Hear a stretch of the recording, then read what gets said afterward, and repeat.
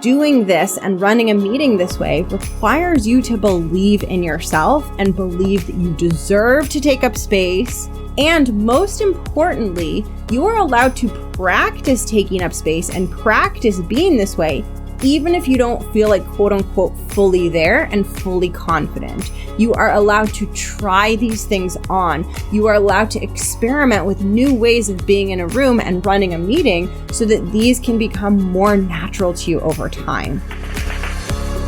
Welcome to The Art of Speaking Up, a podcast that helps professional women access the limitless potential that lies within them. I'm your host, Jessica Guzik.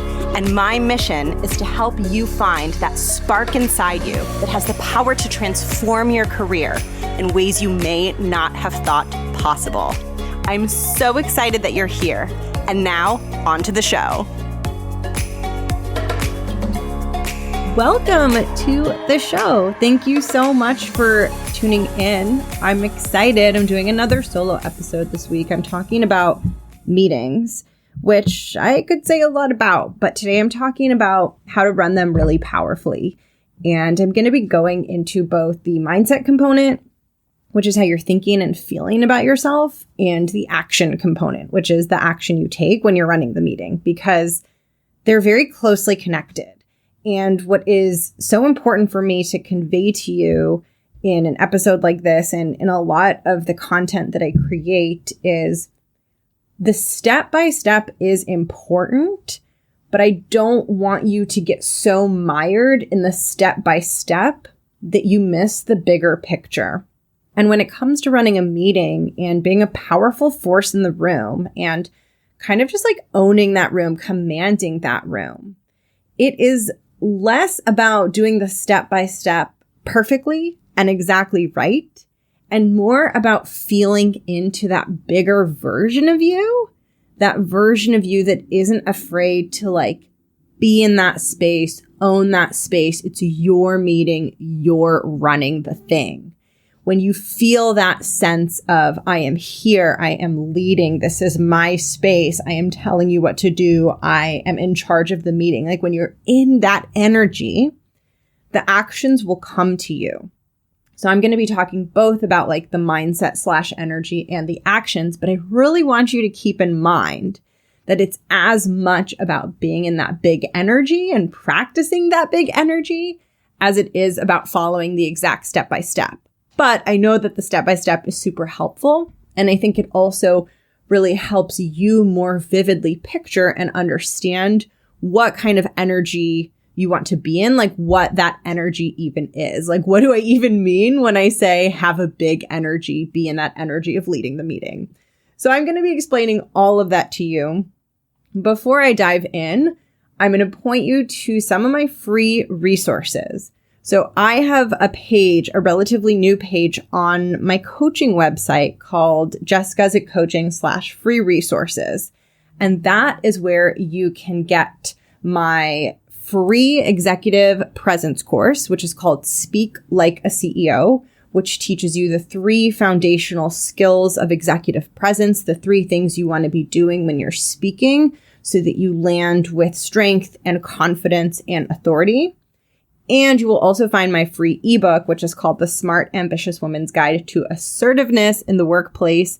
And it's kind of a combo ebook / workbook designed to help you work through the process of finding assertiveness, which I know can feel really treacherous and be really hard. You will find both of those on my website, and you'll also find links to join the free private Facebook group where you can connect with other people who listen to the show.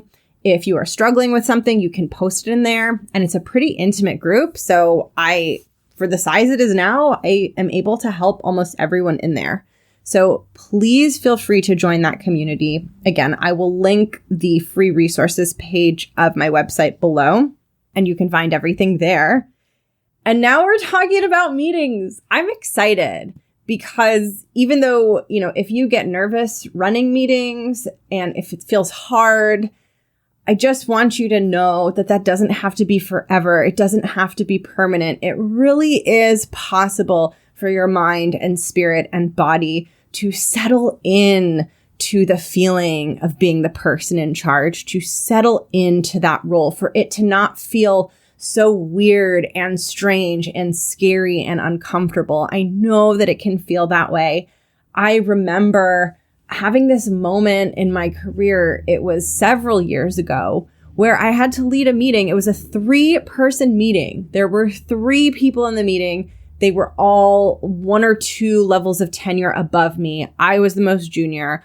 And I just remember on like Sunday evening thinking about that meeting that I had on Monday that I had to run, and like being so stricken with anxiety. And you know that feeling of dread when you remember the thing that is kind of like causing your dread and you're like, oh no, it's coming, it's happening.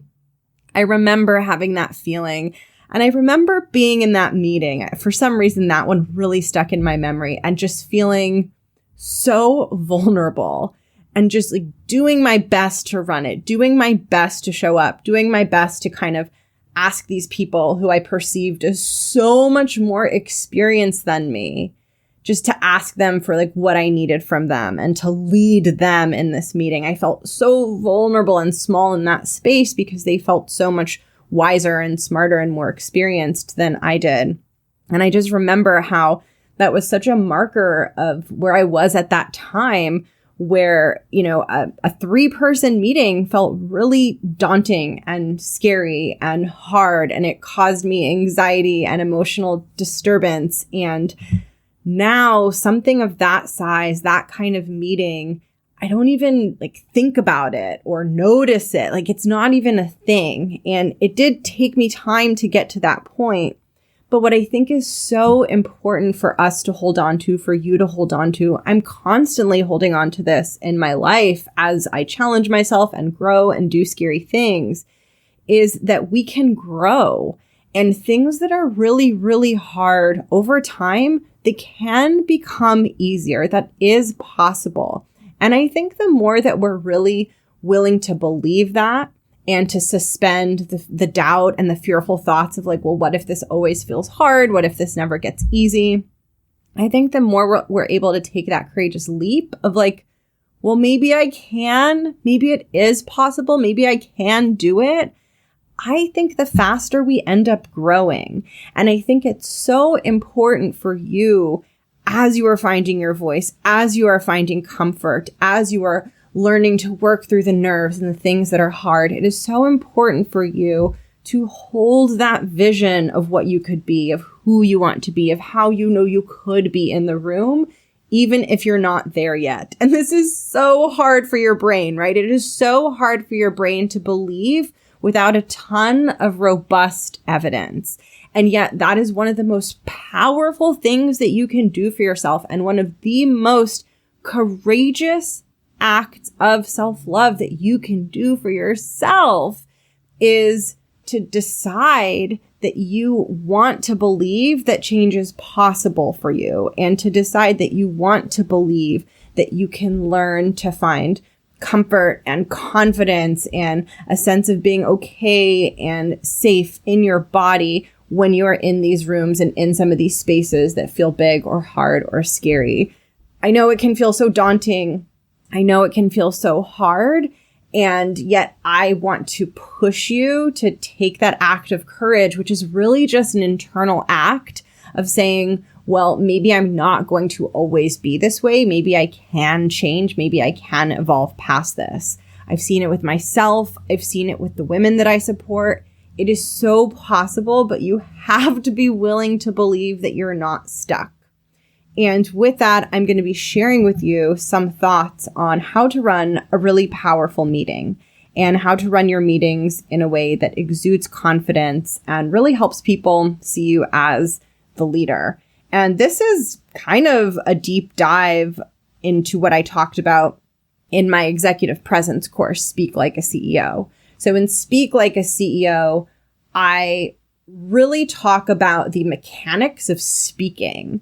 So what I'm teaching in Speak Like a CEO, the executive presence course, it's at the level of like the sentence. Like I'm telling you, for the sentence that you say in the meeting, this is what you want to include in that sentence. So it's very granular at the sentence level today's episode is zoomed out and it's at the level of like the entire meeting. So it's a little bit zoomed back, and both are really, really important. They're just very different skills. That's just to put this in context. So I want to talk about running meetings and to really help you understand what I mean when I say that you want your energy to be powerful and you want to have the energy of a leader when you're running a meeting. To help you understand what I mean by that, I want to walk you through a fictional scenario of one of my favorite things ever, restaurants, which feels so exciting to get to go to. They're opening up and things have been great. But I really want you to think about two different experiences that you can have at a restaurant. So you can go to a restaurant and you can like come towards, the entrance and you're going in to get seated and there's no hostess and you're like standing there and you're thinking, am I supposed to seat myself? Am I just supposed to stand here? Like, what am I supposed to do?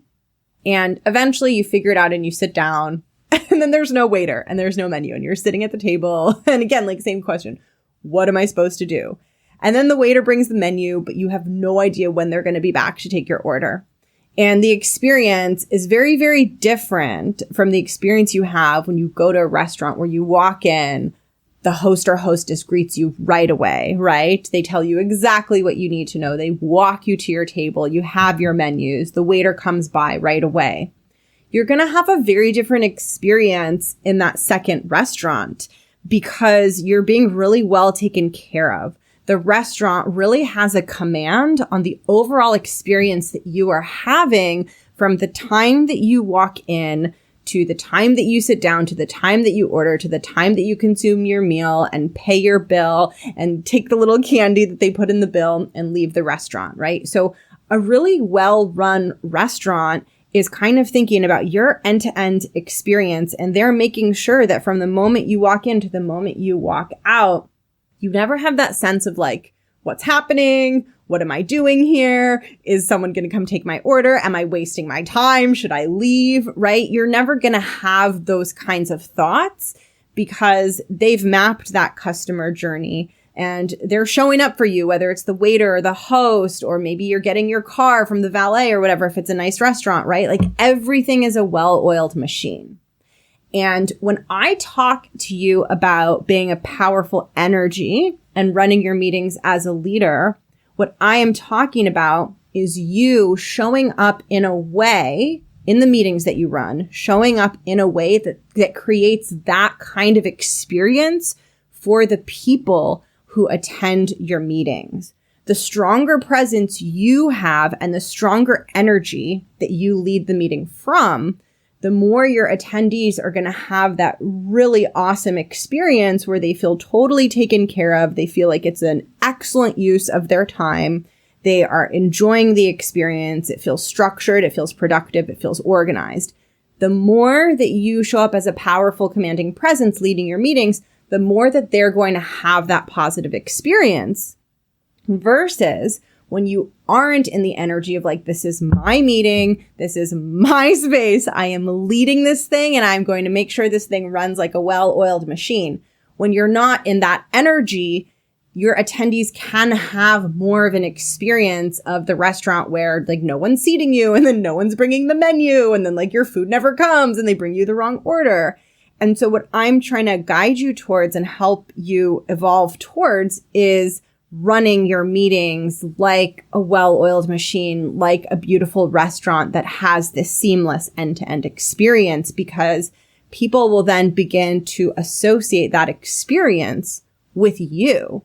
And, when you go to a restaurant and the food's good, but the whole experience is like really all over the place, versus maybe you went to a restaurant where the food was not bad, but maybe just like one level below, but you had a great experience overall, you are going to have different thoughts about the two restaurants, right? So it's not just about the food and, what this means for you is it's not just about the content. It's about the entire experience and the entire energy that you create around your meeting.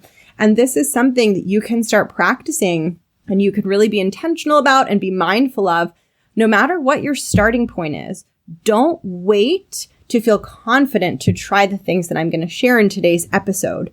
start trying them now because they're the things that are going to make you confident, right? So it's so easy to get into this catch-22 of, okay, I'm going to do these things that Jess says when I'm feeling like having a great day and I'm feeling really awesome and big and confident.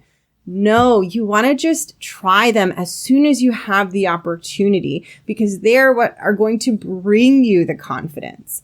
And with that, I want to explain something that's really, really, really important that underlies everything that I'm sharing in this episode that is literally so important, which is that all the steps I'm going to share and all the suggestions I'm going to share and all of the things that you need to do to really have your meeting run like that restaurant and have your attendees have this very positive experience and productive experience in your presence.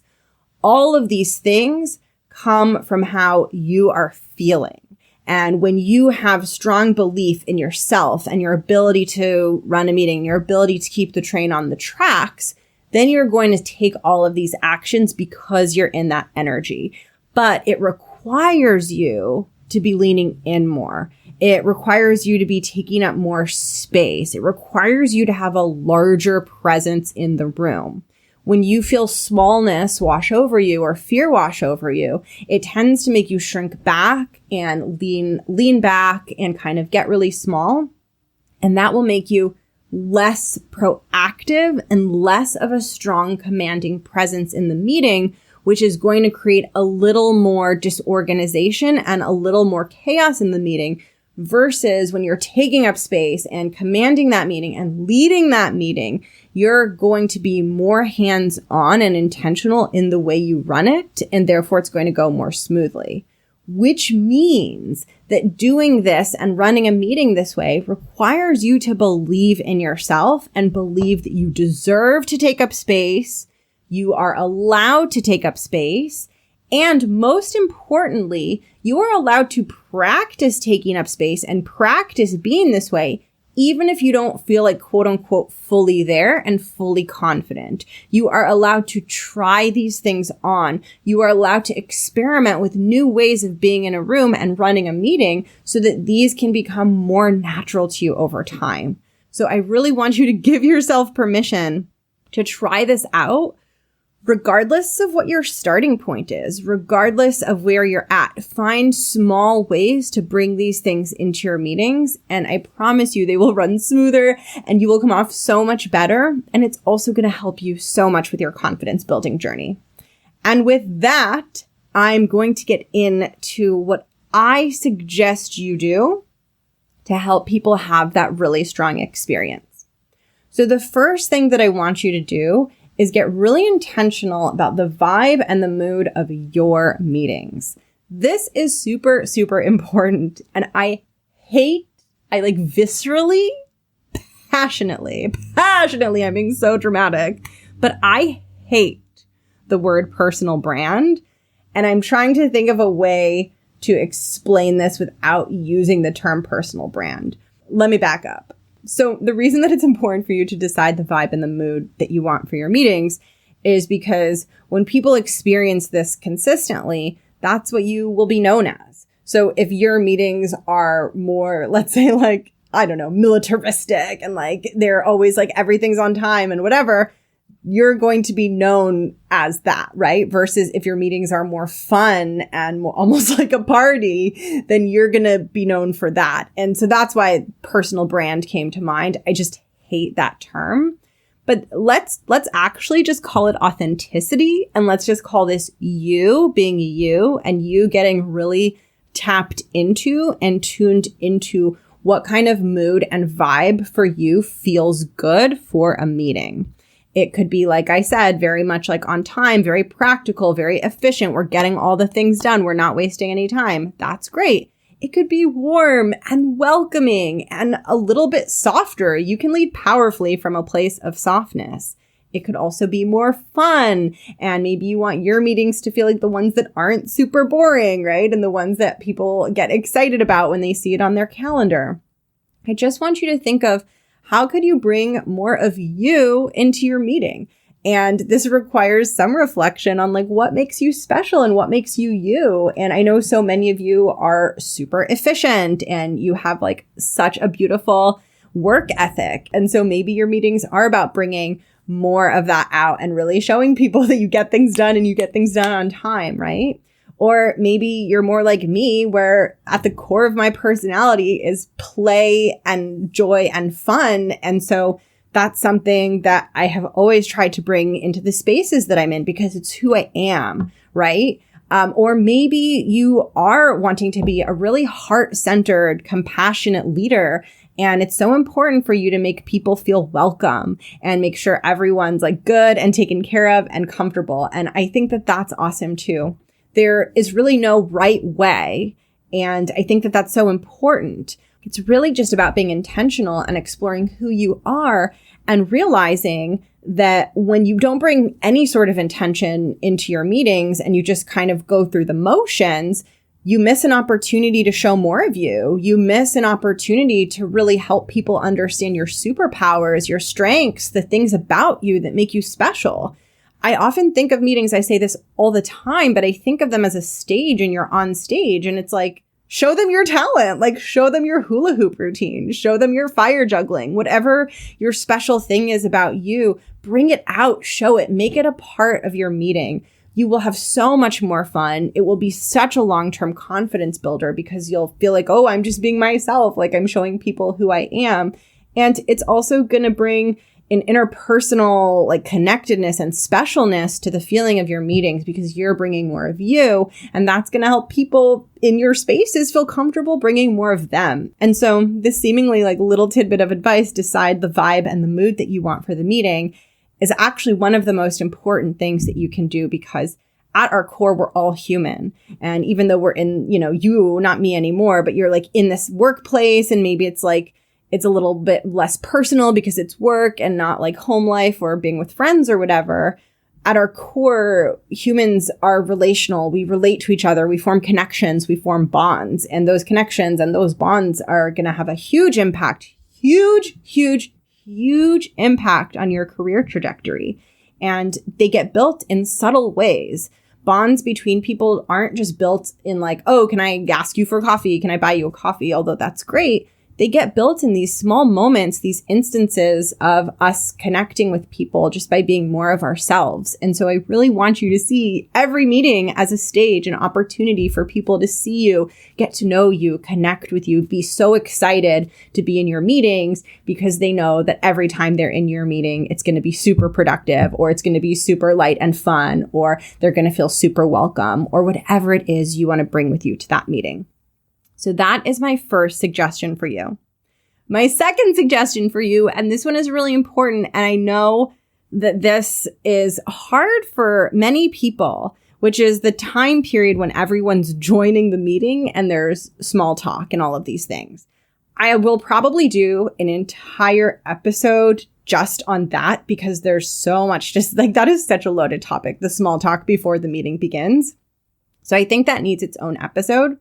But what I want to tell you for this is if it's your meeting and people are joining, it is as if they're coming into your home because it's your meeting, it's your space. So just like you wouldn't welcome people into your home for a party and you wouldn't just like open the door and then like not say anything to them, right? Like if you welcomed someone into your home, you would say, hi, come in, come to the living room. Do you want a drink? Take off your shoes, whatever. Like you'd greet them and bring them in. And when it's your meeting, I want you to think of it as you're welcoming them into your house. So as people are joining, say hello, welcome them in, say hi, right? And it's going to create so much more openness, so much more warmth, so much more connectedness in the room. These small things have an impact. They diffuse some of that awkward tension. And as soon as you experience that, you're going to be like, oh, I'm going to do this every time, right? Because none of us want more awkward tension. I think we have enough of that. And so as people are coming in, say hello to them. Even if it's just a quick hello, it doesn't have to be a big thing, but they're coming into your space. So just keep that in mind. And don't wait for them to say hello to you. You know what I mean? It's your meeting. Like, you wouldn't open the door to your house and wait for someone to say hi to you. You know, like, they're coming into your space. And I think that's so important. And it's such a confidence builder because it shows you and it shows everyone, this is my meeting. This is my space. I'm in charge of the space. I'm welcoming everyone into the space. So, like, from that energy and confidence perspective, it is so important. Okay. That's the second one. The third thing is closely related. And this is, as people join, let them know what to expect in the immediate term. So if you always start your meetings on time, and that is the thing that you do, start your meetings on time, tell everyone that you're starting the meeting on time, and that you will just continue talking as people join. If you are not going to start the meeting on time and you are going to wait 3 minutes, 5 minutes, whatever, until X number of people are there, let everyone know. Tell everyone what to expect. Again, it's like when you're a guest in someone's house and you're like hungry and they're like sort of cooking and you're like, when are we going to eat? Are we eating now? Are we eating in 2 hours? You want people to know. You don't want to keep people waiting and uncertain. You want people to know what to expect. So in addition to welcoming people in, tell them, I like to get my meeting started on time. We have a lot to cover, so I'm going to dive into it. And as people join, they can ask questions if they need to get caught up. Or you can say, I'm going to give us until 5 after the hour, and then I'll get started. So feel free to take a minute before we begin. Or you can say, I'm going to start, as soon as the majority of people are here, or whatever works for you and whatever you like to do. And I also suggest just picking one thing that feels good and just doing that every time so that you can get really used to it and so that your brain can get used to it and it'll become more natural much faster if you just pick one thing and like that's how you start your meetings, like whether you start them on time or you wait, and that's your thing and you let people know. And by the way, this is so helpful for people because then people know you always start your meetings on time, and you will see people will join your meetings on time if they know that you always start them on time. Or if people know that they have a few minutes to catch up, then they can turn their camera off and like go grab something to eat, right? So you're doing your attendees a favor by sharing this with them, and then they have a better experience. Just like when you go to the restaurant, you have that better experience. So that's the next one. Okay. Number 4 is this is when you're starting the meeting and getting into the content. So we've gotten past the vibe, welcoming people in and telling people when you're going to start. You want to be really, really clear about 2 things: the result that needs to happen from the meeting and what you need from everyone there. So this is such a good place to practice the assertiveness muscle, the directiveness muscle, the muscle of like, I am in charge, therefore I am going to tell you what to do, which that can be so uncomfortable. And I've been there and it can feel like, oh my gosh, like I'm being so mean, or like I'm being so serious, or I'm being so commanding. That can feel hard, but this is such a great place to practice kind of a softened, milder version, which is you want to let everyone know, in addition to what is the result that you want to get from the meeting, tell everyone what you need from them. For example, do you just need them to listen and hold their questions until you get through a certain amount of content? Do you need everyone to actually be actively contributing their ideas? Do you need everyone to be sharing an assignment they did or something that they did that they're bringing to the meeting and now everyone's coming together? Do you need people to listen and be on the lookout for red flags that might, impact them and their team because that's what you need to know from them? I want you to really think about what you need them to be doing in the meeting, and I want you to let them know. And I really want you to think of this as you are doing a favor to them.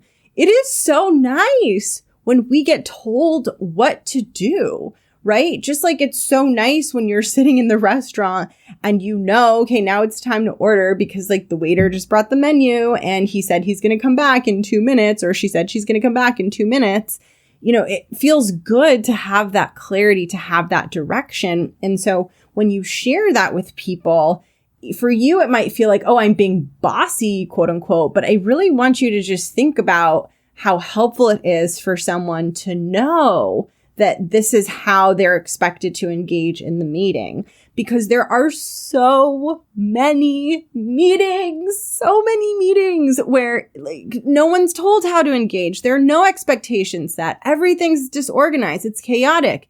You become the person who makes it really clear to people, and your meetings become more productive because you have set the expectation. You have told people exactly what you need from them.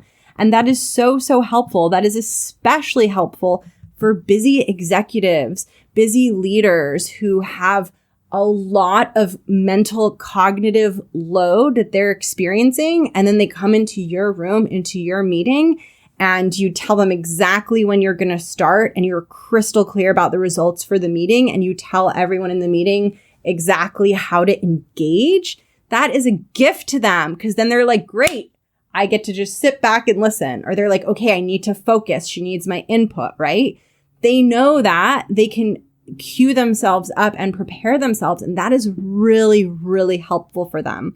So again, these are small things, but they make a huge difference. They make such a big difference. That was number 4. Okay. That was number 4. Number 5. If you get derailed. So I'm telling you in this episode to like be a confident presence and like run the meeting with, this power and taking up space and being the person in charge and taking these actions that really reinforce you as the person in charge. And that being said, there's a difference between being in charge and leading and showing up leading and then like trying to control the meeting. So those are two different things. So you can show up and do all the things to make your meeting the way that you want it. And you're in a room with humans, and humans are unpredictable and like shit happens, right? And so no matter how well you command your space and no matter how well you lead and run in these spaces, you will get derailed. People will go down rabbit holes. Things will come up. Like it's going to happen, right? And so that's okay. But what you need to do as the person whose meeting it is you first internally need to make a clear choice in your mind about the rabbit hole or about the detour that you see happening in your meeting. You need to make a judgment call in the moment.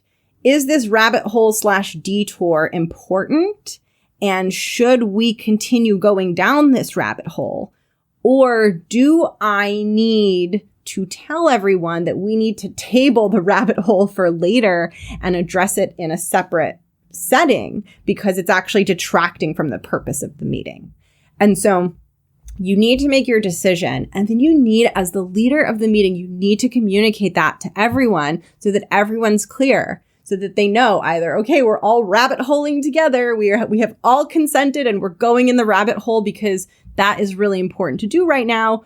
Or you bring people back to the purpose of the meeting.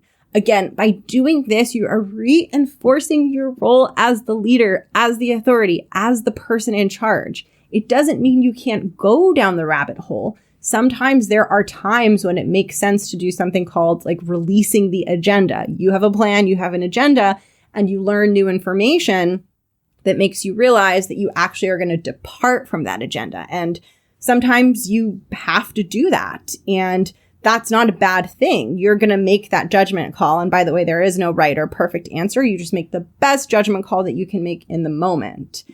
But when you say that, when you tell everyone we are going down this rabbit hole, and as the leader of the meeting, you clarify that for the room, what you're telling people is, I see this rabbit hole. I see what is happening. I am still in charge. Everything is still okay. So when you see this happening, I want you to explicitly call it out and share your perspective with everyone on whether we go down the rabbit hole, we're going in together, or we're going to table it for another time. And if you're not sure, you can raise that. That's okay. You don't have to have all the answers. You can say, I'm noticing that we're going in this new direction, and I'm wondering if we should table this or not. And then you can get input and help from other people. So you don't always have to have all of the answers, But see if you do, because often what I see with people is they're not using their judgment enough. They're thinking that they don't know the answer. They're thinking that they don't know what to do. But when you really push your brain and ask like, well, if I had to decide what to do, could I figure it out? You usually can come up with something. So I think it's always good to push your thinking to just that next level. Okay. The last thing is just end with a really, really clear direction for everyone on two things: what you're going to do next and what they're going to do next. Really, really, really important.